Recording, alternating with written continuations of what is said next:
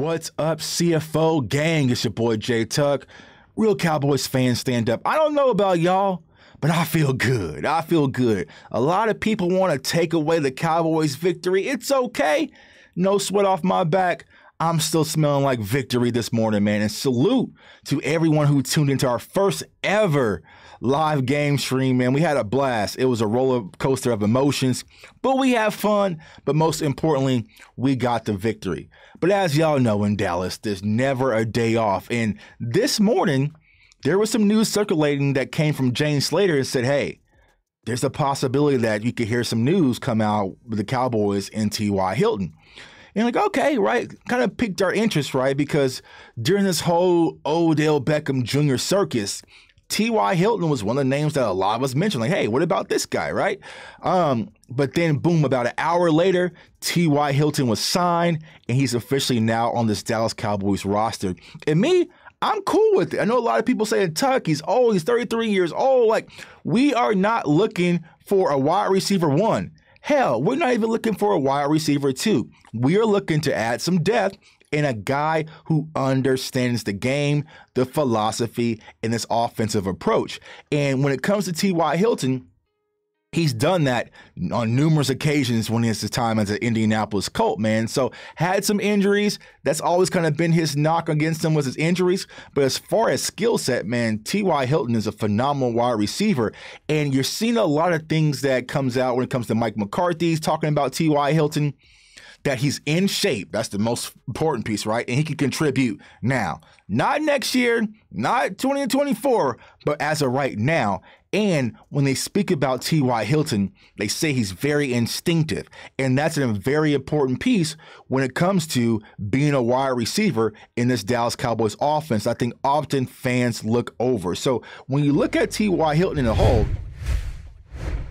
we know what he's brought to the Indianapolis Colts. Now, last year wasn't a bad year, right? But it wasn't his most productive year. So when you look at T.Y. Hilton, I feel like he is going to be a hybrid, right? Primarily on the outsides where he played last year and also in 2020 and other years for the Indianapolis Colts. But he can also play some slot as right here, as you see right now, right?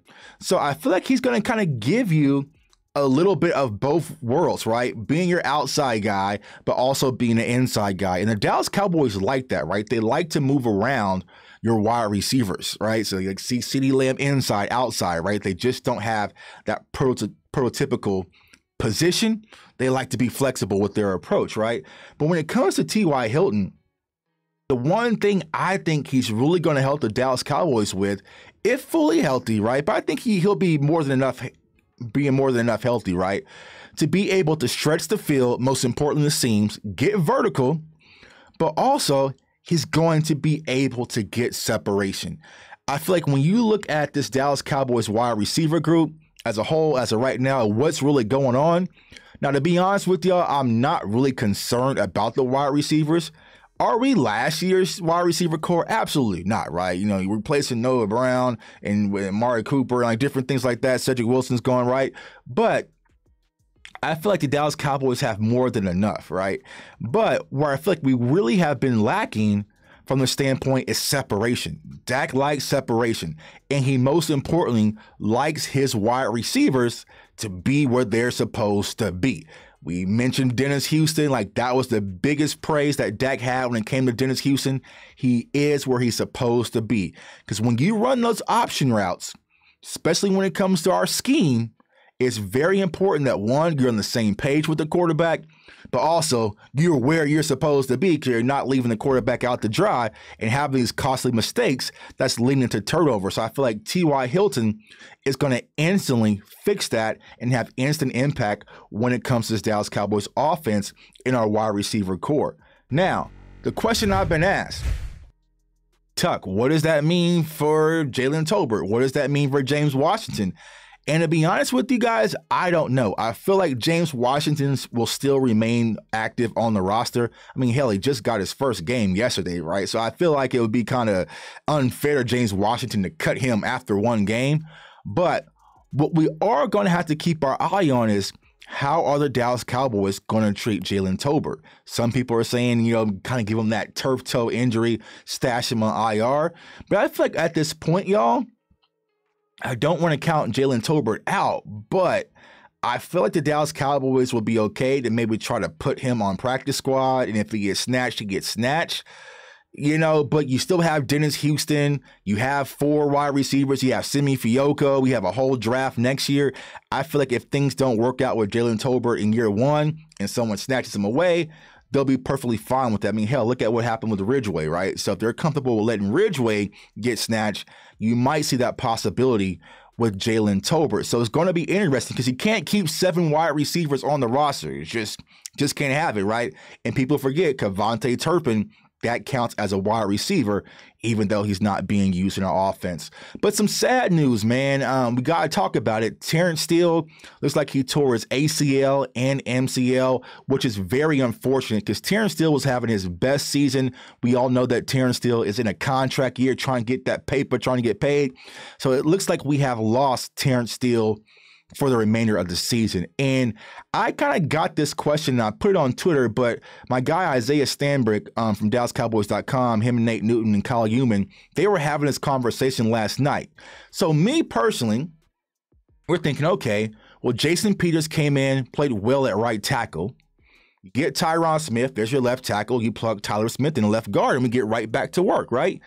But what Isaiah was saying is, with the way that this Cowboys offensive line depth is starting to diminish, because let's be honest, I don't want to see Josh Ball ever again out there. Not with Dak. I'll look at Josh Ball in preseason maybe, but when Dak Prescott is out there, I'm not trying to see no Josh Ball, right?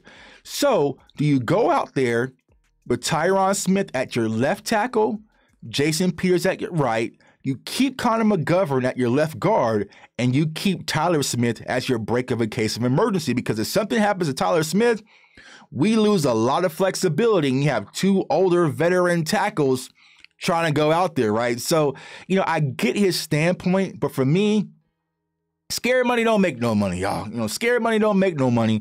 So for me personally, I'm going with the best 5, whoever the Dallas Cowboys feel like that is. Me personally, it's Tyron Smith, Tyler B., Zach Martin, and you put Jason Peters at right tackle. But it's going to be interesting to see, how does the Dallas Cowboys fix this offensive line in absence of Terrance Steele? Another injury where we got lucky, defensive end Dorrance Armstrong. He left the game yesterday in a boot. I saw some reports that he's perfectly fine. He will be able to give it a go on Sunday. Should we put him out there? Nah, if he needs to rest, he needs to rest. I feel like we have more than enough defensive ends to still get pressure and still be solid on defense. But it's good that we got a break when it came to Dorrance Armstrong, because we're definitely going to need him in run defense.